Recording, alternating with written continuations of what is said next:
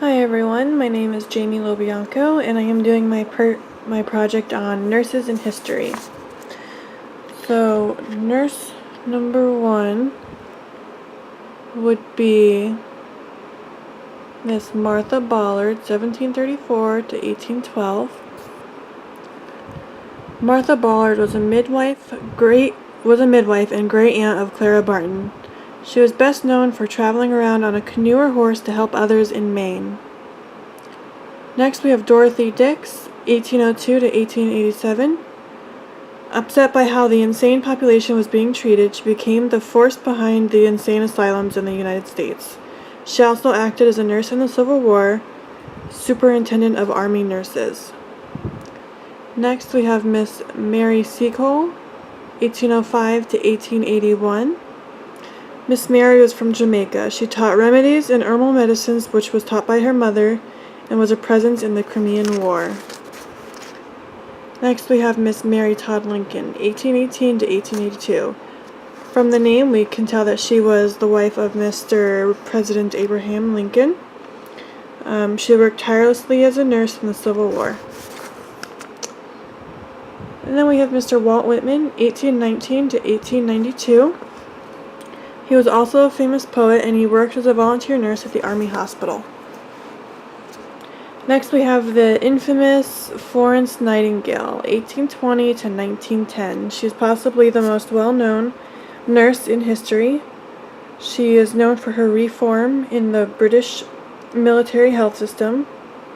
She was known as Lady with a Lamp for her help in the Crimean War. Next we have Miss Clara Barton, 1821 to 1912. She began nursing at age 11. She was the founder of the Red Cross and she started carrying supplies to the battlefield. Next we have Miss Mary Eliza Mahoney, 1845 to 1926.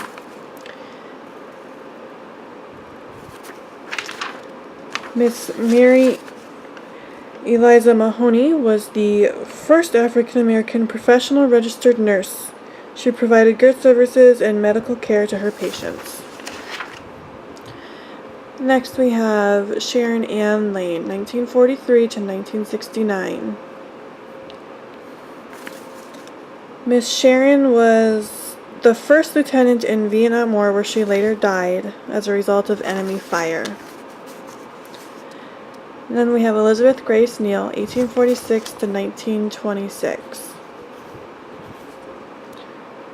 Elizabeth was a journalist who, after seeing the practices of the disorganized nursing profession, she campaigned for a system of registration for nurses, and then later became a qualified nurse herself and set up a system of hospitals in New Zealand, where she lived.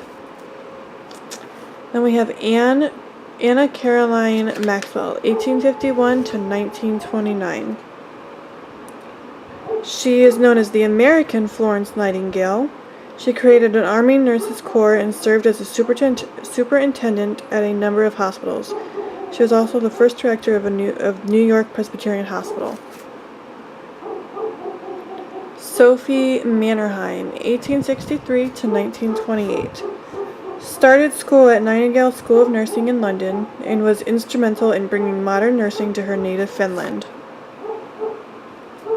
And then we have Miss Edith Cavell, 1865 to 1915. She's a nursing pioneer in Belgium. She was known for helping everyone in the war, no matter which side. She also helped Allied soldiers escape occupied Belgium, which later became her death. She was executed for this reason. Lillian Wald, 1867 to 1940. Committed her life to helping others. She started the Henry Street Settlement, where she helped the inner city with healthcare. She was also a women and children's rights activist. And then there's Miss Margaret Sanger, 1879 to 1966. Margaret was a founder of what is now called Planned Parenthood. She worked to help provide women with adequate access to birth control. And now we have Mary Breckinridge, 1881 to 1965. Mary was one of the finders of family care centers, and she founded the Frontier Nursing Service and was a nurse midwife. Miss Helen Fairchild, 1885 to 1918. She was famous by her letters to her family about the combat during World War I. Virginia Avenel Henderson, 1897 to 1996. She was the First Lady of Nursing, known for development in nursing theory. Her theory that nurses should aid everyone in the quest for better overall health is recognized as a major contribution in nursing. Miss Florence Guinness Blake, 1907 to 1983. Florence was a nursing teacher and well known as a pediatric nurse. And then we have Miss Christiane Riemann, 1916 to 1979. Christiane made contributions to the International Council of Nurses. And then we have Virginia Lynch, 1922 to 2015. She was recognized nurses to be involved in police investigations and the legal system. She helped create the first master's degree in nursing forensics. And last but not least, we have Miss Hazel W. Johnson Brown, 1927 to 2011. Hazel was the first African American woman general in history, and she served as chief of the Army Nurse Corps.